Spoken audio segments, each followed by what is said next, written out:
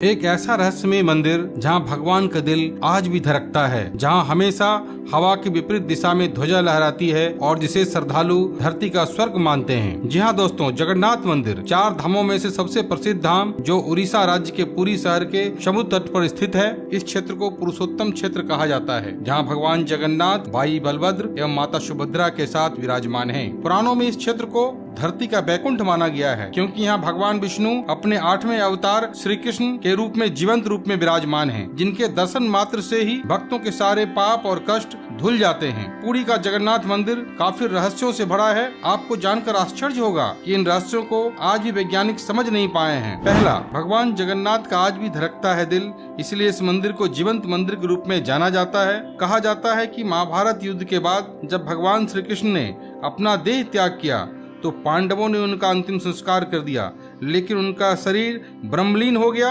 परंतु हृदय में अग्नि प्रज्वलित ही होता रहा। तब पांडवों ने जलते हृदय को द्वारिका के समुद्र में प्रवाहित कर दिया। जलता हुआ हृदय का टुकड़ा कालांतर में लकड़ी के गट्ठे के रूप में परिवर्तित होकर बहते हुए पुरी के समुद्र तट पर आ पहुंचा। तब भगवान विष्णु ने पुरी के राजा इंद्रद्युम्न को स्वप्न में आकर कहा कि पुरी के निकट एक लकड़ी का टुकड़ा समुद्र में तैर रहा है, उसे उठाकर लाओ और लकड़ी के टुकड़े की मूर्ति बनाकर भगवान श्री कृष्ण के रूप में स्थापित करो। राजा ने सुबह उठते ही सिपाहियों को लकड़ी का टुकड़ा समुद्र में ढूंढने का आदेश दिया। काफी प्रयास के बाद वह लकड़ी का टुकड़ा मिल गया और उसे समुद्र तट से उठाकर लाया गया, लेकिन उस लकड़ी के टुकड़े को कोई भी कारीगर मूर्ति का रूप देने के लिए एक छेनी तक नहीं चला सका। तब वहाँ एक बूढ़ा व्यक्ति आया और राजा को कहा कि वह मूर्ति बना सकता है, बशर्ते उसे 21 दिन का समय दिया जाए और उसे कोई भी नहीं देखे। राजा राजी हो गए और बूढ़े कारीगर को छेनी, हथौड़ी इत्यादि औजार दे दिए गए, जिसे लेकर वह बूढ़ा व्यक्ति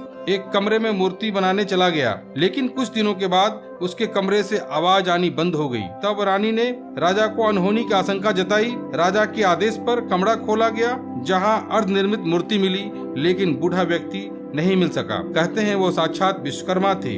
राजा ने ईश्वर की इच्छा मानकर उसी अर्धनिर्मित मूर्ति को पुरी में स्थापित करवा दिया। दूसरा, प्रत्येक 12 वर्ष में बदला जाता है भगवान जगन्नाथ का आवरण। मान्यतानुसार प्रत्येक 12 वर्ष पर भगवान जगन्नाथ का आवरण बदल दिया जाता है।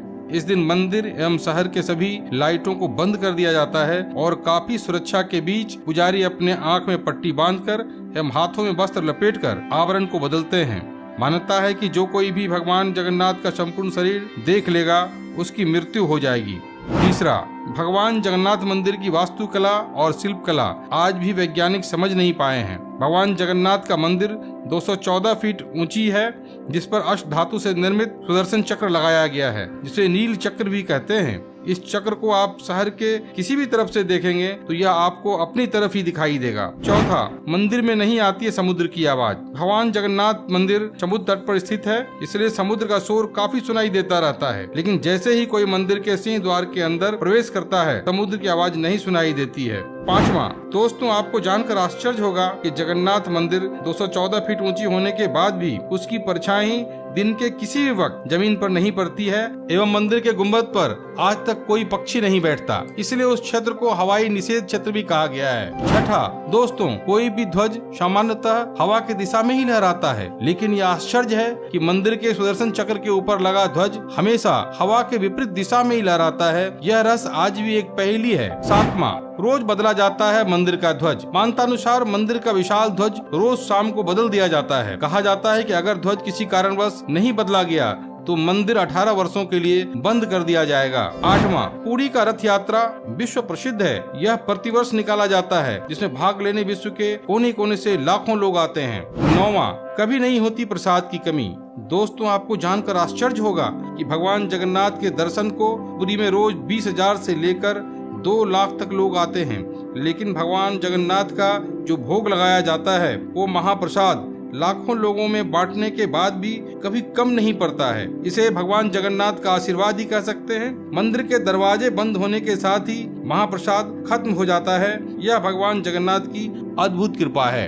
अद्भुत है मंदिर में स्थित भगवान जगन्नाथ का रसोई घर। दोस्तों भगवान जगन्नाथ का रसोई घर बहुत ही विशाल है। उसमें महाप्रसाद बनाने के लिए रोज 500 रसोइये एवं 300 सहकर्मी रोज लगे रहते हैं। महाप्रसाद मिट्टी के बर्तनों में पकाया जाता है। कहा जाता है कि मिट्टी के 7 बर्तनों को एक के ऊपर एक रखकर पकाया जाता है, लेकिन यह आश्चर्य है कि ऊपर रखे बर्तनों का प्रसाद सबसे पहले पकता है और सबसे आखिर में सबसे नीचे रखे बर्तनों का प्रसाद पकता है। इसे पकाने में सिर्फ लकड़ी के जलावन का ही सदा प्रयोग होता है।